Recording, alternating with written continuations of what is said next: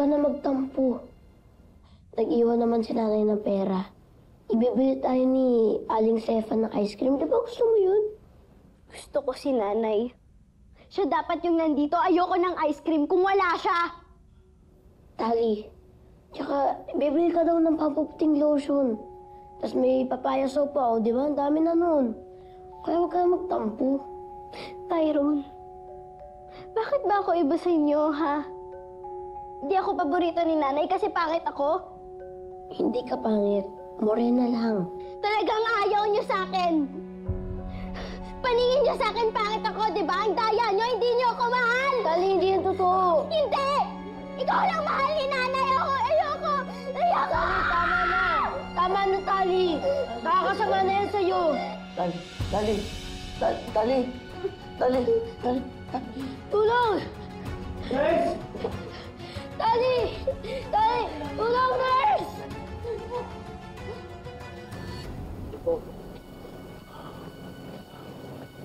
Dito ko po niliping yung sanggol.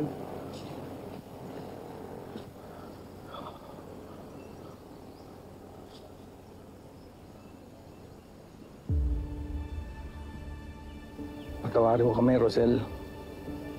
Kung ngayon lang namin nasabi yung totoo. Ayoko na nga sanang balikan yung nangyari. Pero nagtanong ka. Kinulit mo ako. Ayaw naman namin makulong ni Malu. Kaya nagdesisyon kami na ipagtapat na sa iyo ang totoo. Para na rin sa katahimikan ng lahat. Patay na yung anak ko? Paano nangyari yun? Tandang-tanda ko pa eh. Nung sinilang ko siya, narinig ko yung pag-iyak niya.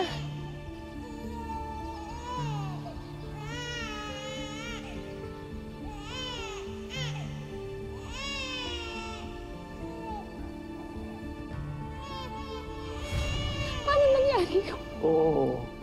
Buhay siya nung isinilang mo. Kaso pagkatapos ng ilang minuto, bigla na lang siyang nanigas at yun nga, namatay.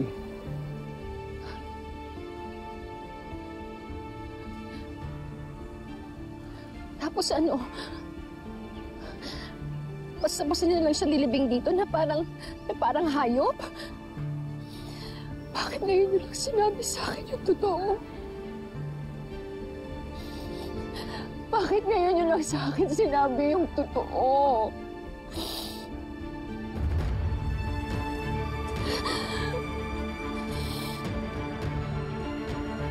Napag-utusan lang ho akong ilibing ang sanggol. Pero wala ho akong kasalanan. Sinunod ko lang ho si Gomar at Malu. Pasensya na ho.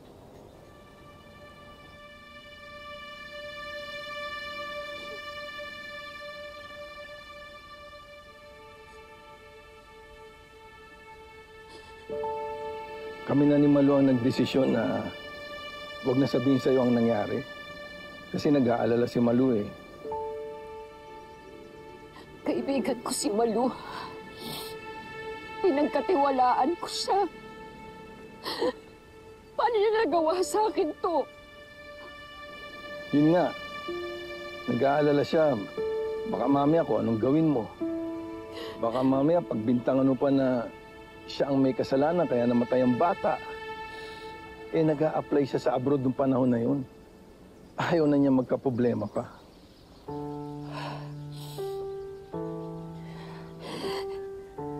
Yung sanggol na binigay niyo sa akin. Sabi niyo, siya yung anak ko. Yun? Yun. Meron kasing sanggol na iniwan sa amin. 2 araw bago ka manganak. Basta iniwan na lang yung bata. Naawa nga kami. Hindi naman namin maalagaan ni Malu kasi nga mag-iibang bansa siya. Kaya nung mga anak ka ng babae, at yun nga, namatay yung anak mong yun, doon namin naisip na palitan ng anak mo.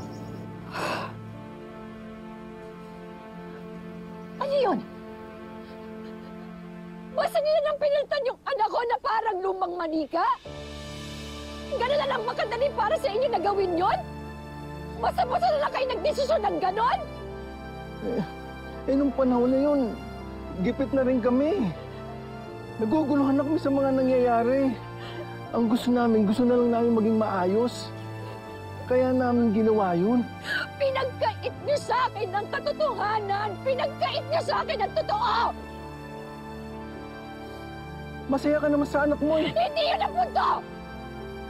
Ang punto dito, pinaniwala niyo ako sa isang malaking kasinungalingan. Sinabi niyo sa akin, buhay ang anak ko, ano? Ayan, ayan ang anak ko, patay! Niloko niyo ako! Niloko niyo ako mag-asawa! Niloko niyo ako! Paano niyo nagawa sa akin sa mga hayop kayo? Hayop kayo!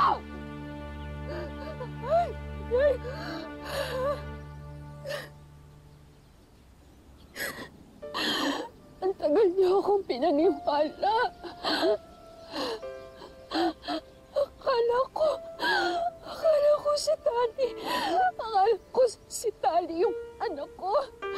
Akala ko buo yung kambal ko. Yung pala.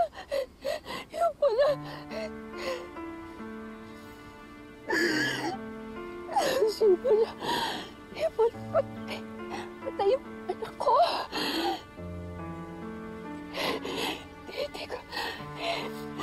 Hindi ko man lang siya nakasama, oh. Hindi ko man lang siya niyakap. Hindi man lang ako nakapagpaalam sa kanya ng maayos. Dahil ngayon ko lang sinabi sa akin yung totoo! Ngayon lang! Hindi ako nakapagpaalam sa kanya. Dahil pinagkait niya sa akin yung katotohanan. Kaya nga ako humihingi ng tawad sa'yo. Alam naman naming mali kami ni Malu. Alam mo, maraming beses na gusto na namin sabihin sa'yo ang totoo. Kaso, pag nakikita ka naming masaya, pagkasama si Tali, isang pamilya na kayo eh. Nanghihinayang naman kaming sirain pa yun. At mas lalong nakakaawa naman si Tali kung malalaman niya ang totoo. Tumaas po yung temperature niya kaya siya kinumbulsyon. Malala na po yung infection niya sa katawan dahil sa UTI na ngayon lang po namin na-detect. Ang masama, umalo na sa dugo niya ang bakterya, kaya nag-sepsis siya. Medyo critical ang lagay niya ngayon. Dok, huwag niyo po papabayaan ang kapatid ko. Gamutin niyo po siya, Dok. Gagawin naman po namin ang lahat. May kailangan lang po kayong pirmahan, nanay. Hindi po ako yung nanay ng bata, Dok eh. Nasaan po yung nanay?